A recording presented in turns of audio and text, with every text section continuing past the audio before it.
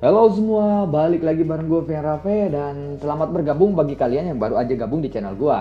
Nah, seperti biasa, gue bakalan lanjutin chapter sebelumnya yang pernah gue upload. Dan sekali lagi gue ingetin, gue cuman bacain alur cerita dari novel itu sendiri ya. Untuk videonya, kalau misalkan tidak nyambung, itu karena videonya belum dirilis di episode yang gue upload kali ini. Jadi, tanpa banyak basa-basi, yuk kita langsung check this out aja alur ceritanya.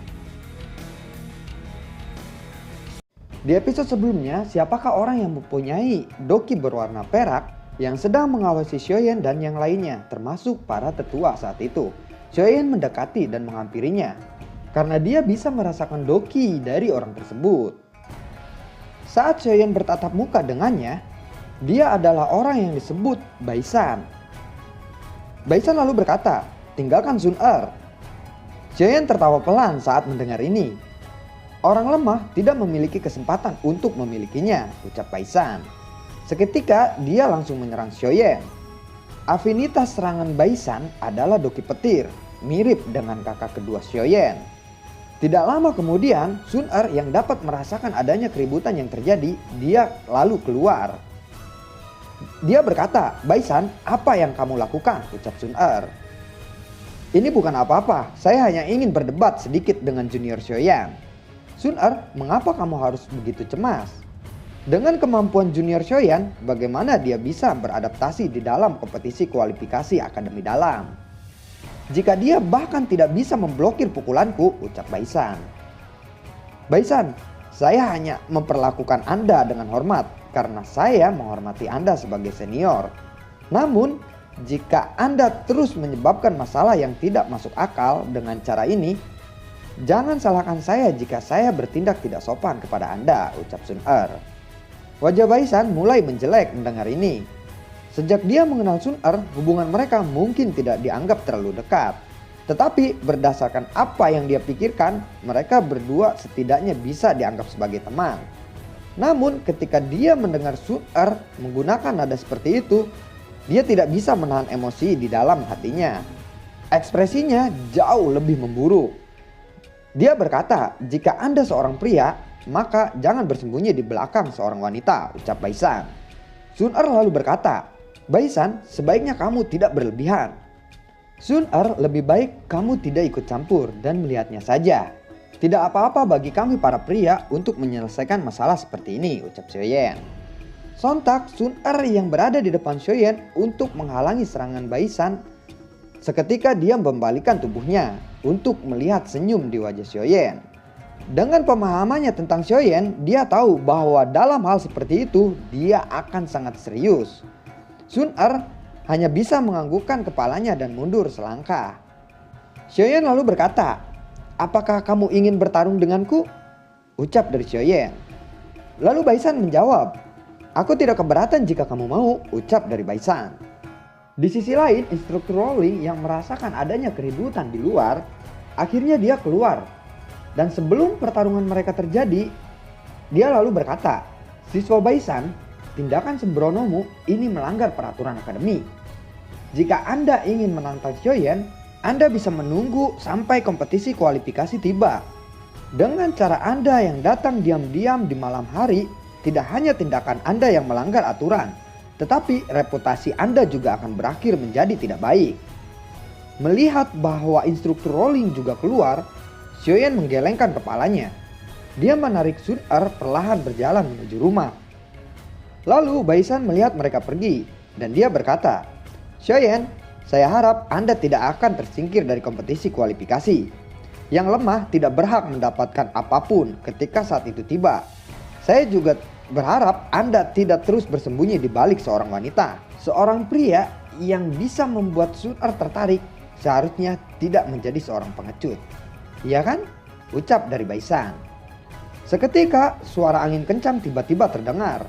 Sebuah kekuatan dari tubuh Xiaoyan melonjak. Benda batu melayang ke arah wajah Baisan. Lalu Xiaoyan berkata, "Bisakah kamu tidak bertele-tele seperti wanita? Anda Baisan kan? Salah satu orang yang disebut orang populer di akademi ini. Anda hanya begitu-begitu saja. Anda mungkin orang yang sangat berpengalaman dalam hal kecemburuan.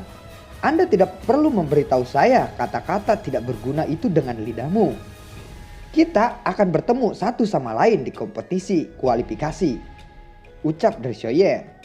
Baisan lalu berkata, apakah kamu akan meninggalkannya jika kamu dikalahkan olehku?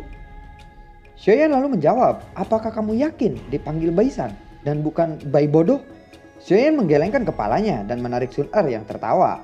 Lalu mereka masuk ke dalam rumah. Instruktur rolling berbalik dan masuk ke dalam rumah meninggalkan Baisan sendirian. Sun Er, apakah kamu hidup dengan baik selama 2 tahun terakhir ini? Ucap Xiaoyan. Tangan halus Sun Er memegang tangan Xiaoyan saat dia dengan lembut mengangguk. Xiaoyan perlahan mengusap rambut hitam dan lembut Sun Er. Lalu kemudian Xiaoyan perlahan berbicara tentang peristiwa yang dia lalui setelah meninggalkan kota hutan satu persatu. Mulai dia meninggalkan kota hutan City, memasuki Magical Beast Mountain dan menerobos gurun, menciptakan kekacauan di Clan Mo, memasuki ibu kota, merekomendasikan semua orang selama Alchemist Grand Meeting, mendaki gunung Mystic Cloud dan mengalahkan Halayan Ran, melawan seluruh sekte Mystic Cloud sendirian dan membunuh Do Huang yang terkuat. Kisahnya selama 2 tahun ini diceritakan kepada Sun Er secara perlahan. Sun Er yang memegang tangannya dan menatap Xiaoyan dengan penuh rasa kekaguman.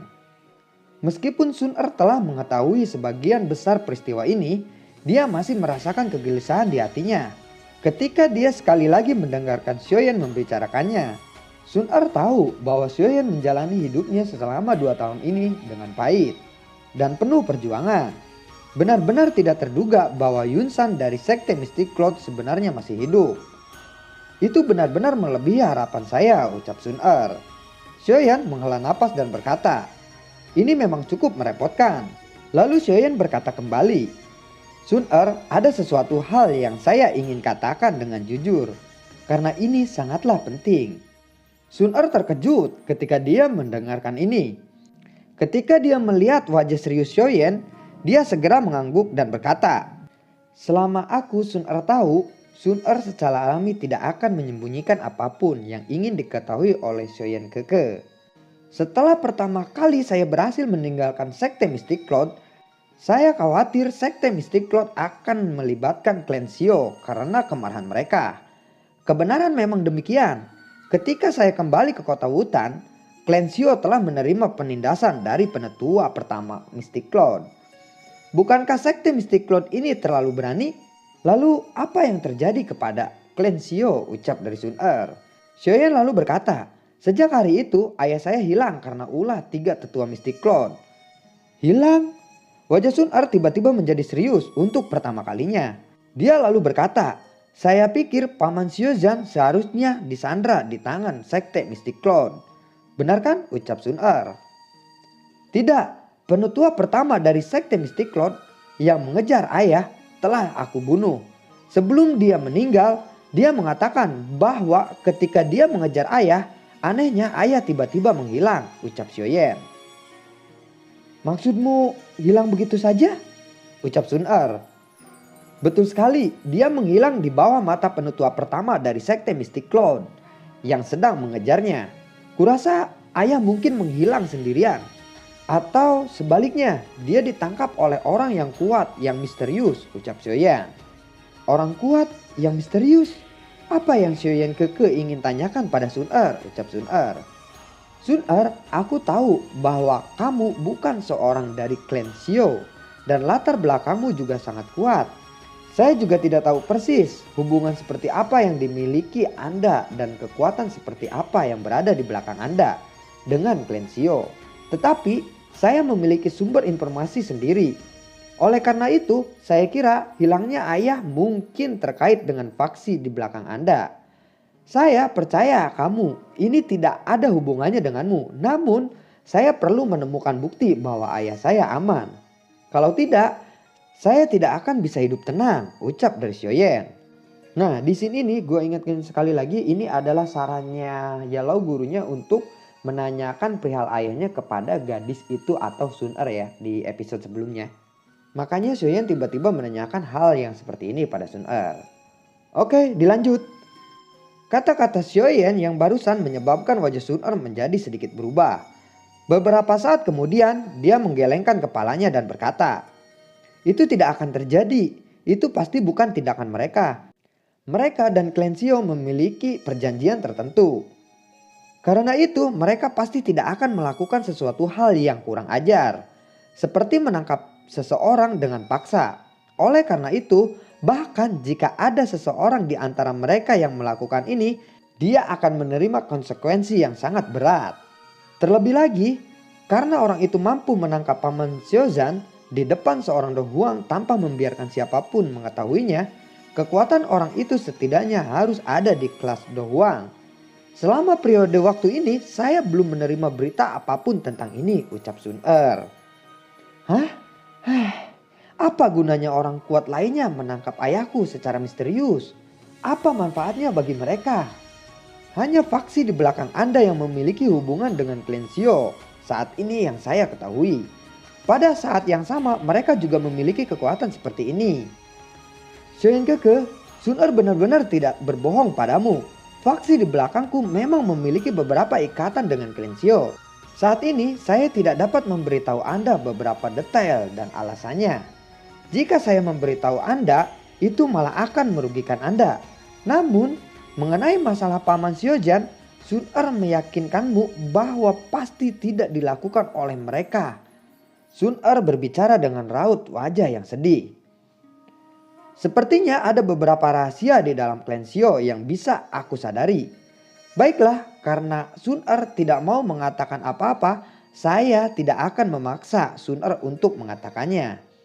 Jika itu benar-benar seperti yang Sun Er katakan, dan ini tidak dilakukan oleh faksi di belakang Anda, saya khawatir ayah saya hilang karena masih terkait dengan persoalan dari Mystic Cloud. Sekte itu tampaknya tidak sesederhana yang kupikirkan," ucap dari Xiaoyan. Xiaoyan lalu berkata kembali, "Baiklah, kamu bisa kembali dan istirahat dulu. Masih ada kompetisi kualifikasi besok. Kesampingkan dulu sementara masalah tentang ayahku. Meskipun saya tidak yakin dengan kondisinya saat ini, setidaknya hidupnya tidak dalam bahaya. Aku harus segera mungkin meningkatkan kekuatanku. Kalau tidak, bahkan jika saya berhasil menemukan jejak ayah saya di masa depan, saya khawatir saya tidak bisa akan memiliki kekuatan untuk mengambilnya kembali," ucap Xiaoyan. "Saya akan meminta seseorang untuk membantu menyelidiki masalah ini. Dan akan segera memberitahu Anda jika saya memiliki petunjuk." Lalu Sun Er acuh tak acuh berkata kembali, "Xiaoyan Keke, akankah kamu menyalahkan Sun Er karena tidak memberitahu faksi di belakangku secara hubungan mereka dengan Clancy? Apakah dengan seperti itu kamu akan membenciku?" Xiaoyan lalu tersenyum dan mengusap kepala Sun Er. Sun Er sedikit terkejut. Senyum muncul di wajah cantiknya Sun Er saat dia menggelengkan kepalanya dan berkata, "Aku tidak akan melakukannya. Karena itu aku percaya padamu. Ini sudah larut malam, istirahatlah," ucap Xiaoyan. Sun Er menganggukkan kepalanya dan menatap punggung Xiaoyan yang berjalan masuk ke kamarnya. Sun Er merenung sejenak dan berbalik menuju kamarnya. Dia menutup seluruh jendela dan pintu kamarnya. Gumpalan asap hitam muncul dan berubah menjadi seseorang. Orang itu adalah Ling Ying. Berlutut di hadapan Sun Er, lalu Sun Er berkata, "Ling Ying tua, selidiki orang misterius yang terkait dengan hilangnya ayah Xiaoyan Keke. Selain itu, kirimkan seseorang untuk menanyakan apakah ada jejak orang kuat misterius di dalam Kekaisaran Jiangma. Saya juga membutuhkan informasi mengenai sekte Mystic Cloud." Tanpa banyak basa-basi, bayangan hitam itu langsung pergi dan mendengarkan perintah Sun Er. Dia hanya mengangguk dan menghilang. GG enggak Sun Er itu GG ya. Enak banget jadi Sun Er. Tinggal suruh. Oke, siap, laksanakan komandan. Pergi, ciao. Oke, sampai di sini dulu ceritanya. Nantikan konten gue berikutnya dan seperti biasa silahkan like, komen, atau subscribe bagi kalian yang suka, atau share bebas. Dan jangan di like, jangan di subscribe kalau misalkan kalian tidak suka konten gue. Dan sehat selalu buat kalian. Assalamualaikum.